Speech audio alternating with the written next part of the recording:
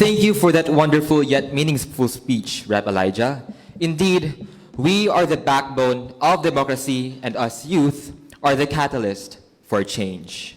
For sure, a lot of us have been anticipating the next part of our program. Do you agree, partner? Definitely, partner. We have finally arrived at the open forum.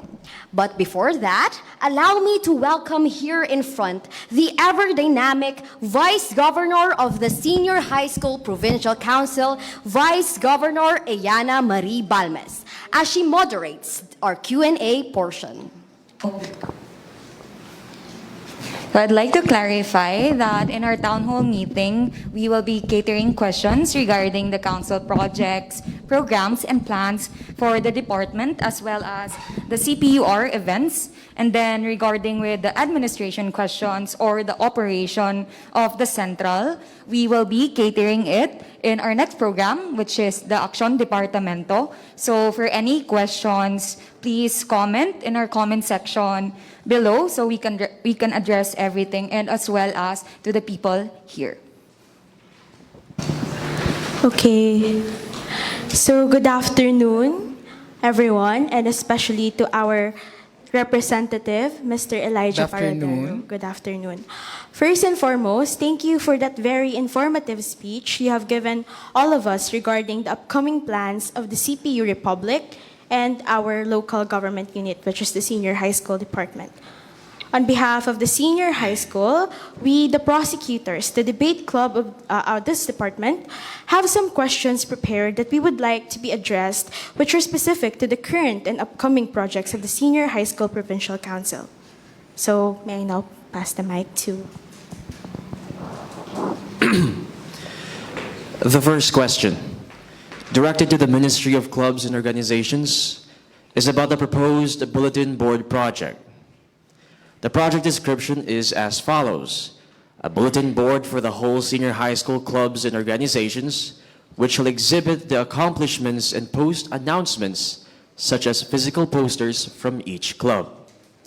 This shall utilize the physical presence of all clubs and organizations, as they shall be given a part of the board. Now our question is, where will this bulletin board be placed in our building? And how is it significant now that we are nearing the end of the school year? All right, thank you very much for that question, Mr. Buni. So with regards to the location of that said bulletin board, as of now, we will still be consulting with our administration with regards to that, on which area of in our building we could place that. And with to answer your second question with regards to the relevance of that said bulletin board, even though we are already in the end of our academic year, which is the second semester, you should also take note that during the second semester pa lang man kita nagka face-to-face activities.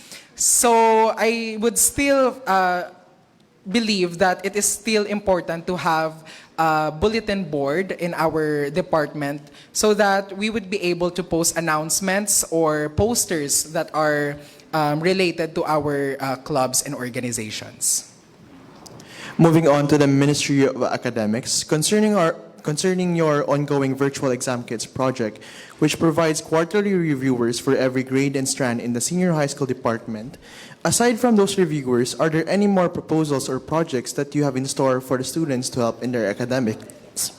All right, thank you very much for that question. So as for that, we will not be having any more projects or events that are related to the academics, to the Ministry of Academics rather, but we will see to it that this second semester we will update the virtual exam kits, because the virtual exam kits that was used during the first semester was from last academic year, and as we have known, some books were already altered, and also there is also changes man sa mga lessons.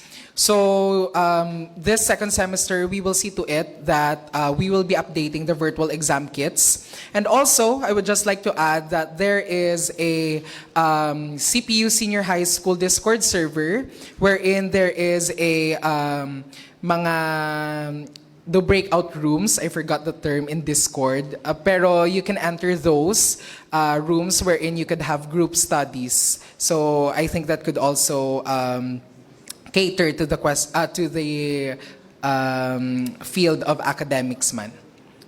Thank you. I hope I was able to answer your queries.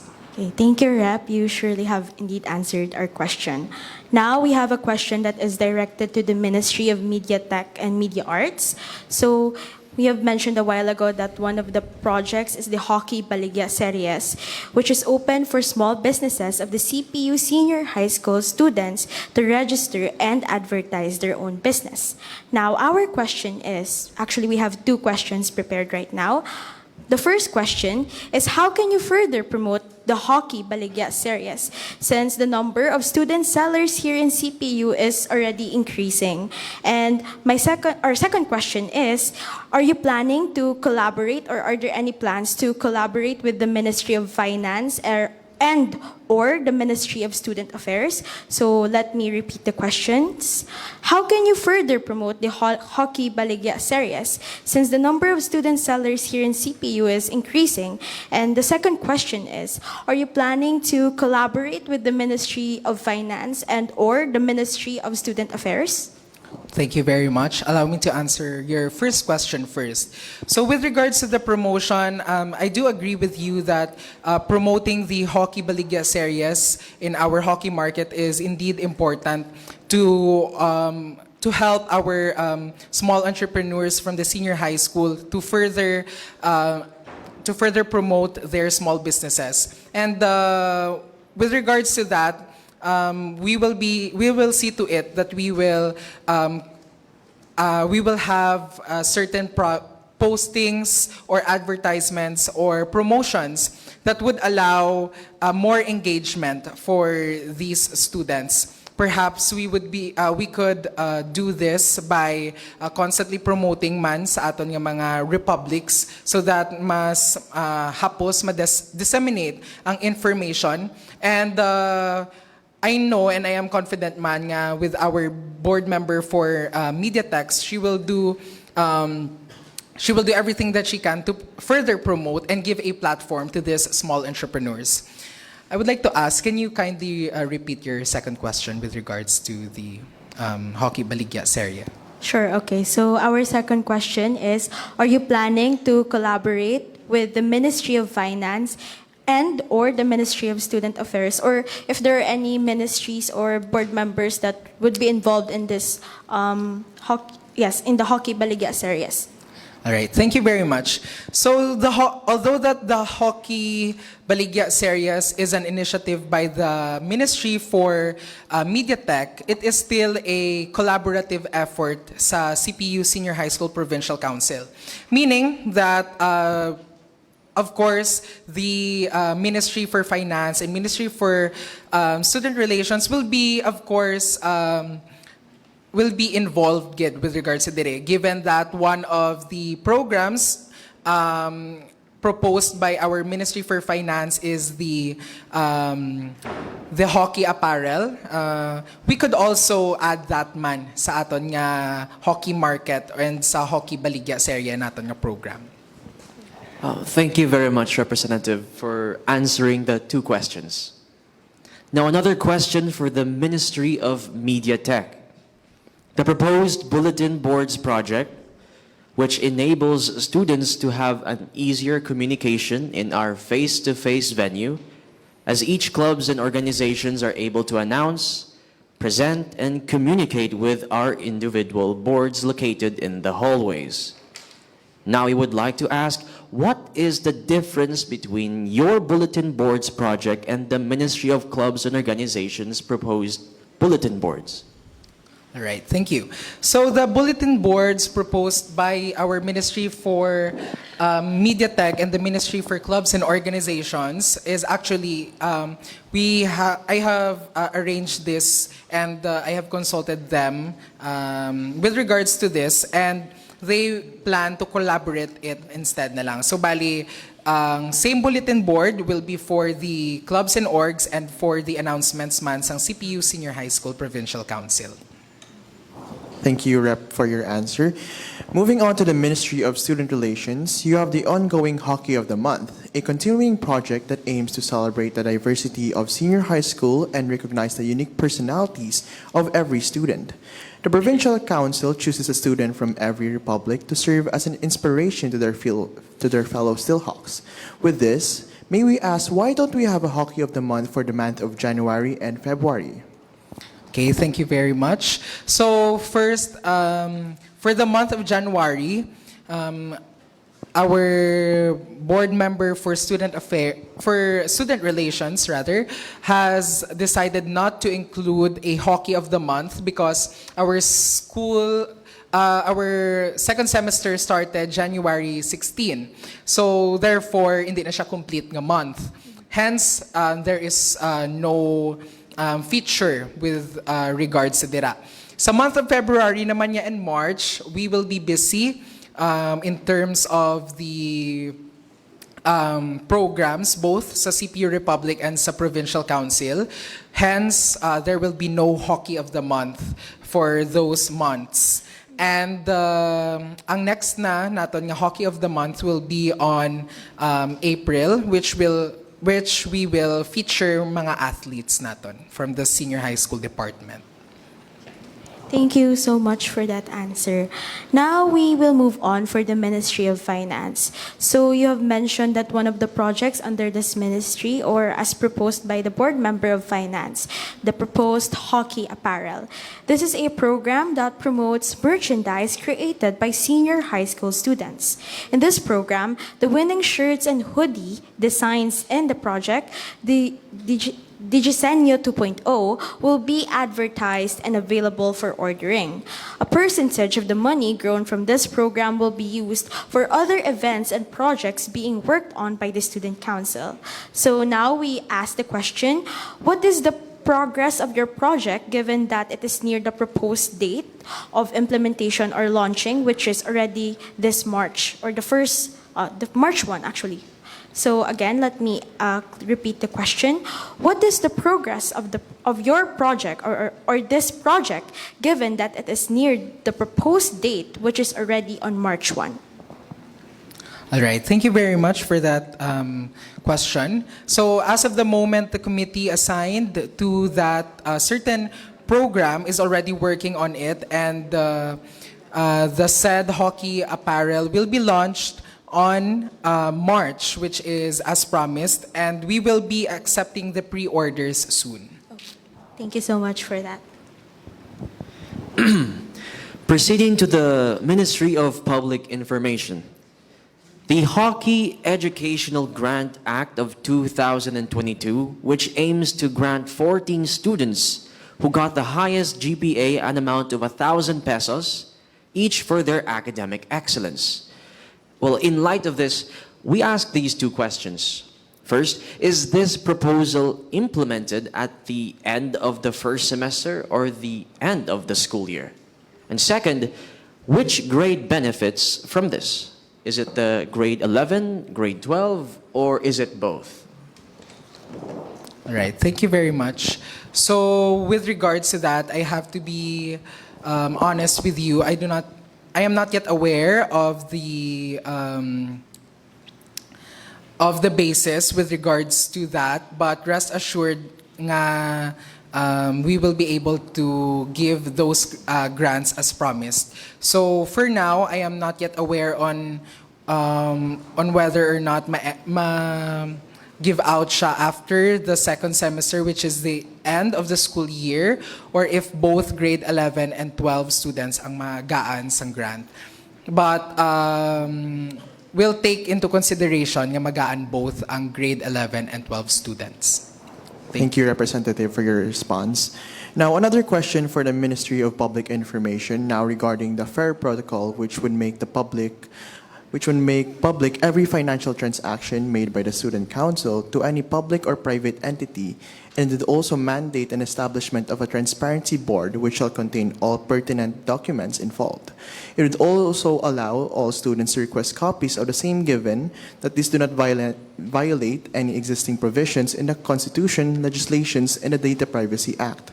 May we ask, aside from transparency, what other benefits does this project have?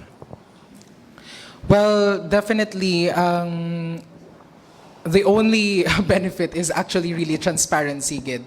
And transparency is important, especially sa aton, since we are handling money.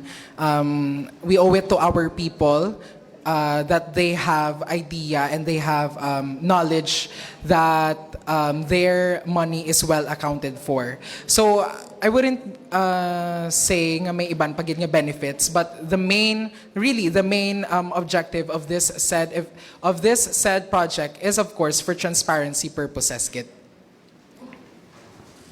Okay, thank you very much for the sufficient answer. Now directed to the Senior High School Student Council. Our first question is, one of the board members is currently a part of the online setup. How does she fulfill her responsibilities given the circumstances? All right. So for the information of everyone, I believe you are referring to our board member for public information, BM Beltran. So currently, BM Beltran is facing some personal matters, which of course I cannot disclose to all of you. But because of these personal matters, she has no choice but to take, to have online nga setup. So biskan in her education and even as her work in the student council, she has to do everything online. Although I cannot disclose again ang reason to why, but just to inform all of you that our board member, BM Beltran, she is currently working online. Now, to answer your question, we have made sure that despite of this circumstance wherein she is in an online setup, that she would still be able to fulfill her duties as a board member. Recently, we had a meeting together with our advisors to discuss this matter, and we have made a compromise wherein we would still allow BM Beltran to be a functioning board member in our provincial council, but she will just do everything. She will just do everything online. So we just made sure nga ang iya nga mga tasks are online. We have assigned all of the paperwork. So ang majority of the paperworks of the council is given to her. So siya ang nag-manage dira as well as sa Facebook page, since this could be done efficiently online man. And I would also like to put on record that despite of this nga she is in an online setup, she is very much eager to serve the student body. That despite of her personal matters, she's still willing, and of course she is persistent to continue her duties as a board member. And don't worry, because our meetings man in the provincial council is done online man, so surely she can still attend, although she is not able to attend and be with us during our physical activities. She is of course present man in the sidelines. That's it. I hope I have answered your question. Thank you, Rep, for that informative response. Another question directed to the Senior High School Student Council. As a council who oversees events and logistics of the senior high school student body, since the school year is nearing its end, do you have any contingencies for events that cannot meet the dates prepared? Well, of course, it is our top priority to implement these events on time. But of course, we would of course do it with the best of our abilities, that we could implement our promised projects on time. Pero of course, we the Senior High School Provincial Council is of course resilient man. And if ever there are unforeseen circumstances that would hinder us to conduct these events on time or as promised nga dates, of course, we will see to it nga ang other activities will not be compromised, and in the end, we would be able to implement ang mga gin-promise namon nga activities. Thank you so much, Rep. Now we only have one last question. So this last question is, you've mentioned a while ago as part of the CPUR or CPU Republic activities is the upcoming Centralian Fest, which was previously known in the online setup as the CPUR Virtual Week. So now we would like to ask, how is the council preparing for the upcoming Centralian Fest? So I repeat the question, how is the council preparing for the upcoming Centralian Fest? All right, thank you very much for that question. Of course, kita nga mga Steelhawks, hindi kita magpapirde this upcoming Centralian Fest. Hence, the Provincial Council is making sure gid that we would come prepared and pack a punch gid during the Centralian Fest. So I could say that we are really preparing for this. Currently, and recently, we have finished having our tryouts for our sports activities. And also, the recently concluded Bidalawin contest, series of contests, was sort of an auditions or qualifying rounds on which Steelhawks is fit or is perfect nga ipadala naton sa Centralian Fest. So I would say that the Provincial Council is really doing its best to represent our department well for that upcoming Centralian Fest. That will be all on our end. So thank you so much, Rep, for acknowledging our questions. And do you have anything else to add? Okay, that is all. Thank you very much, Thank you, and the God bless. Prosec. Thank you.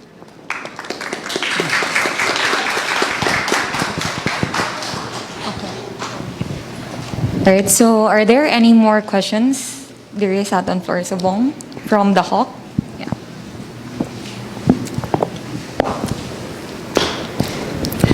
I'm sorry, but we are already short of time. But just pick the questions that are most important. Kita. My questions. Okay, so good afternoon, Representative Paradero, and to everyone here in the room. We are from the Hawk CPU Senior High School publication, and we also prepared a few questions regarding the plans you have mentioned earlier. So allow me to pass the microphone. So good afternoon, everyone. First on the list is, as a representative, what are your top priorities for this second semester? Can you elaborate on a few?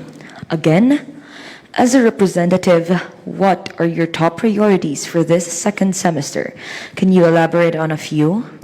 Right. Thank you very much, Ms. Diamante and EIC Aguilos, for that question. So, of course, my top priorities for this semester is pushing forward my platforms that I have promised last elections, which I have mentioned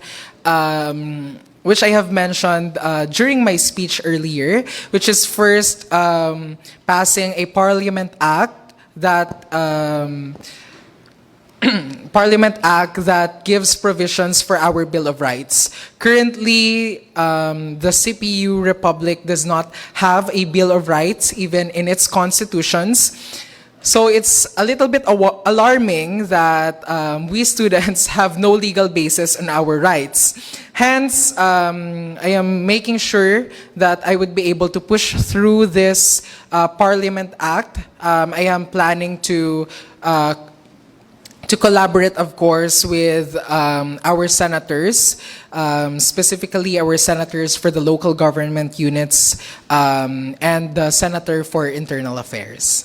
And also, I will, one of my top priorities also is amending a certain Parliament Act so that we would be able to give provisions that are focused on climate action.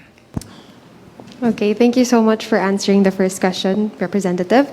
The next one is, what are the areas or parts of the Student Council that need to be improved, and how are you able to improve those given that we are already in the second semester of this academic year? Should I repeat the question? Okay na.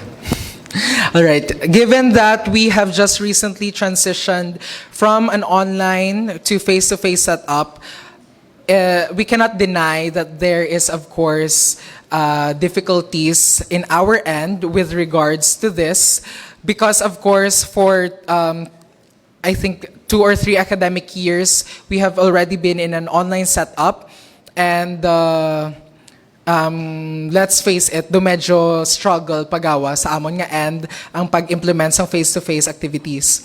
But that doesn't mean that we will not be conducting face-to-face activities, because of course our republic and our council is of course resilient, that despite of whatever circumstance, we would of course see to it that we would be providing you with the service that you all deserve po. Thank you for that, Representative. Let me proceed with the third question. So, are there any new regulations or issues the student body needs to be aware of, and how can you address these? Again, are there any new regulations or issues the student body needs to be aware of, and how can you address these? Currently, since we are just new to the second semester, I haven't heard yet of a very alarming issue that is surfacing in our department. Hence, I couldn't really answer that question. But I would just like to remind everyone that when entering the premises of the senior high school, it is much encouraged, Ged, to wear your uniforms, or at least please adhere to the university dress code, as I could still see some students entering the premises of the senior high school wearing spaghetti straps, tube tops, and things nga are not part of our dress code. So kindly dress appropriately lang. Okay, that's it. Okay, thank you so much. The next question is, since you have mentioned nga mag-ulang gid man kita ka transition from online to face-to-face, so are there any other programs that will also transition from online to face-to-face? For example, ang Pagkirit Anayta, which nag-transition man from online to face-to-face. So if there are any programs, ano siya? Well, I wouldn't say, Ged, nga our programs will transition from online to face-to-face. Rather, maybe we could say it nga do hybrid lang siya. That the projects are flexible, that it could be done both online and face-to-face. So some of these are ang mga mention nga hockey educational grant, regardless if it is in an online or face-to-face setup, it could still be implemented. So rest assured, Ged, nga regardless what setup it may be, online man or face-to-face, it will be done efficiently, Ged. Thank you for that, Representative Paradero. Next, since Shoutout SHS mentioned that it is a freedom wall that will be opened for the rest of this academic year, how can you ensure the safety and discretion of information, knowing that we do not have control over the thoughts of the students? Again, since Shoutout SHS mentioned that it is a freedom wall that will be opened for the rest of the academic year, how can you ensure the safety and discretion of information, knowing that we do not have control over the thoughts of the students? All right, thank you. And indeed, we should really look into that. And as of now, since we haven't implemented it yet, we will see to it that we would apply measures to regulate all of this. And rest assured, man, that our BM for Media Tech will look into this and apply certain boundaries that ma-ensure nga no nga wala lang bala mga vulgar nga words or any nga discriminatory or hurtful nga words ang lusot and be part of that freedom wall. Okay, thank you so much. Now we have the very last question for you, Mr. Representative. So, as the Centralian Fest is nearly approaching, aside from the ones that mentioned, are there other activities that the students can await and participate in?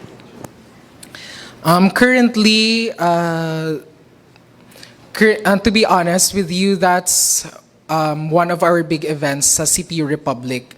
And as of now, I have not yet heard any activities wherein students could be able to attend, since the Centralian Fest is a really big event gid siya and much anticipated gid siya. So it is very heavy for both the Republic and the students. So currently, amo lang na ang big event gid nga pwede maatinan sang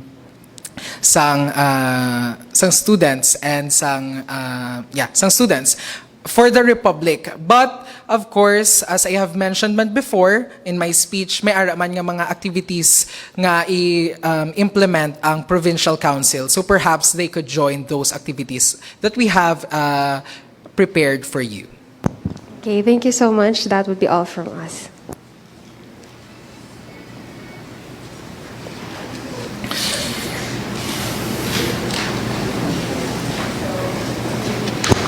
So thank you for that again, the Hawk. We can still cater questions, right? I think for the Inang Lawin, we have questions. Okay. So I think let's have Inang Lawin.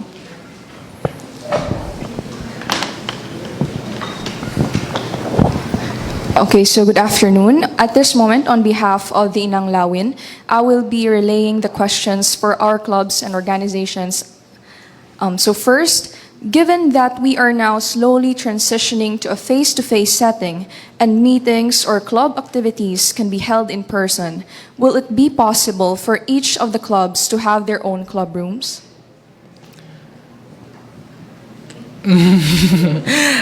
That's a question that I cannot answer.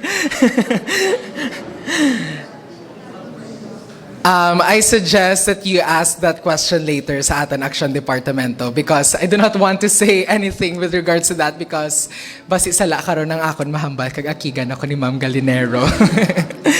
But we could cater that question later during our Action Departamento. So kindly reserve that question. We will cater it later. Aside from the club collaborations, are there any more upcoming face-to-face activities for the clubs and orgs this semester? Well, as mentioned, one of which is having the bulletin board, and I think amo lang na ang activities nga gin-prepare sang Inang Lawin. I'm sorry, but I don't think that's a question that you would be asking me, since kamuan ang Inang Lawin. But anyways. So, kamu bahala kung anong i-implementin yung events. Do not ask me po. Okay. Sige. So there's this question. Sige. Okay. Since there are instances when clubs are being contacted to participate on a certain event, would it be possible to reach out to these clubs to be notified at least a week or two to give them more time to prepare for the said event? So let me repeat the questions. Since there are instances when clubs are being contacted to participate on a certain event, especially when it's held or organized by the council, would it be possible to reach out to these clubs to be notified at least a week or two to give them more time to prepare for the said event? We will for sure take that in and apply that we would be able to notify the clubs and organizations to give them ample time, especially if they will be asked for intermission numbers or whatever participation it may be. There was a certain club that raised a concern to me last time, wherein they were notified, I believe, 3 days before the said event of the Senior High School Provincial Council. And I sympathize man sa ila, and I really understand their point of view with regards to dira, because truly hindi gin man naton madali-dali, and we shouldn't really be putting other clubs balang abruptly, hindi sila naton yeah. So yes, we will for sure take that into consideration, and no, hindi lang gali take into consideration, but we will make sure to it that we would be informing you at least 2 weeks before our event for collaboration sa inyo. So thank you very much for raising that.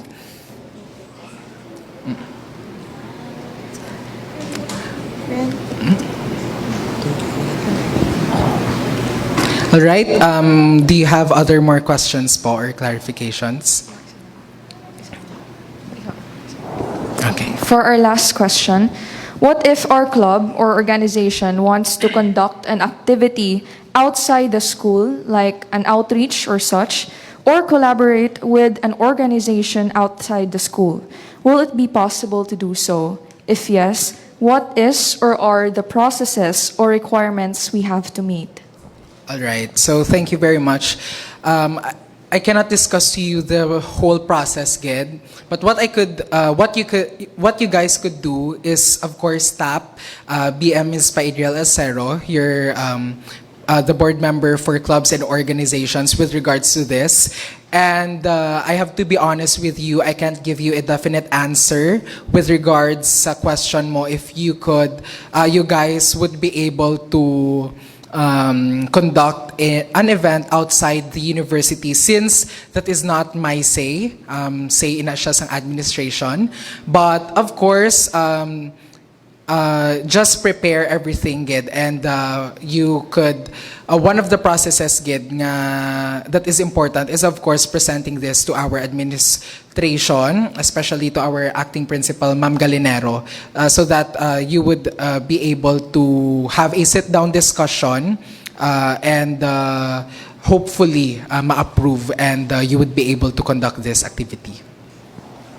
So, thank you. That will be all. And thank you for your clarifications. All right. Thank you very much. Okay. Ang sa audience, go. Can we cater? Tatlo ka. Can we question. still cater questions? For events lang natin daan. Okay lang. Could cater ang sa audience. I think sa online there are still no questions, but there is a live audience na Bong Mayara. Yes.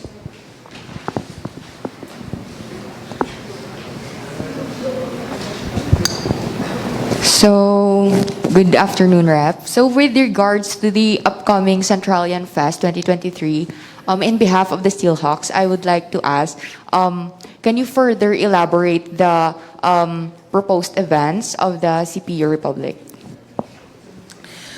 I would have to apologize, but for now, I really couldn't elaborate all of the events because tomorrow pang amon niya cabinet meeting. Currently, the Centralian Fest has not yet been fully approved by the administration. Although, ara na siya, it has already been presented to the administration, but it hasn't been fully approved yet. So, para safe ako, hindi ko lang danay pag i-disclose ang tanan nga activities because tomorrow pang amon nga cabinet meeting wherein we will discuss all of the said activities. But what you could expect is we will be having sports activities, music, literary and musical contests, quiz bees, and hopefully we would be able to implement the Mr. and Miss CPU. Thank you so much, Rep. Okay, good afternoon, Rep. Elijah, and good afternoon to everyone. My question is, we all know that there is an ongoing process of tryout for the upcoming Centralian Fest for the upcoming months. On behalf of the student athletes or varsities of the Republic, my question is, meron na po bang current IRR for the upcoming Centralian Fest? And if yes, are the varsities qualified to join for the sports? And if not, may we all know if what's the reason behind it po? Thank you. Okay, thank you very much for that question. Kindly ask again that question later na lang sa Action Departamento because that would be a medyo lengthy nga discussion. So later na lang. But we will cater that question later. Okay.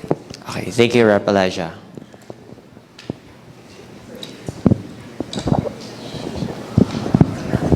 Good afternoon, Mr. Representative, and good afternoon to my fellow students. I'd like to ask 3 questions that are under this administration's. Okay, so this question is under the Ministry of External Affairs. Mr. Representative, I'd like to ask, am I right that you have mentioned about the outreach that will be held at the end of the year? Yes. Okay, so can you please give us a more in-depth explanation about the outreach that will commence at the end of the year? All right. So currently, that said outreach is still in the works. Since year-end pa siya, wala pa siya namon na sugudan gid plano. But what we are sure of is that it is an outreach to be conducted at the end of the year. I cannot really give you any specifics as of now because again, we haven't yet had a discussion with that. So I wouldn't be able to answer to cater your question with regards to that. Okay, so thank you so much, Mr. Representative. Another question under the Ministry of Special Events. Recently, we have successfully concluded the Mr. and Miss Senior High School event. So may I ask, what are the advocacies that the Mr. and Miss CPU SHS support, and how is this advocacy necessary and beneficial towards us students? With regards to that,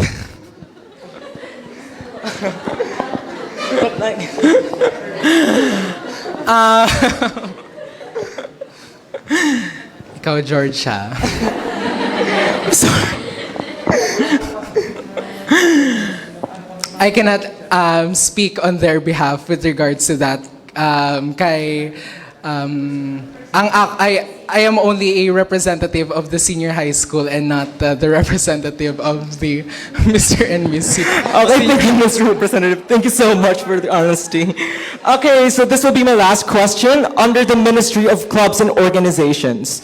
So can you please expound the activities that the Central ECHO has in store to promote sustainability in our university? All right, so that question I can answer. Okay, thank you so much. Okay, so for the Centralian ECHO platform that I have, it is mostly good. Ang mga provisions ya diri is of course a change of course practices within the Republic. So as of now, syempre hindi ta na iya malikawan nga gakagamit Japon naton ang mga plastic cups, mga kung ano-ano pa dira bala nga mga plastic nga mga single-use plastics. So as much as possible, if ma-implement ina, we will see to it nga ma-regulate ina. Kay syempre we do not want to contribute pa sa underlying problem that we have, but rather be part of the solution. Thank you so much, Mr. Representative, and no more further questions. Thank you so much, everyone. Okay, thank you. So I think that would be all na lang for our town hall meeting because we will now proceed sa aton action departamento. So again, to all the audience online and live today, you can still ask questions regarding sa aton event later on, afterwards. Thank you very much for your active participation, everyone. I'm indeed grateful, Ged, and to see nga damo kamo questions. It means nga you guys are want to be involved in our provincial council. You could, if you have any grievances that are related to the Republic, you are my messenger is open for all of you. Don't hesitate, Ged, to PM me or anyone from the provincial council if you have any concerns or problems. Again, thank you very much, everyone, and God bless. See you around sa campus.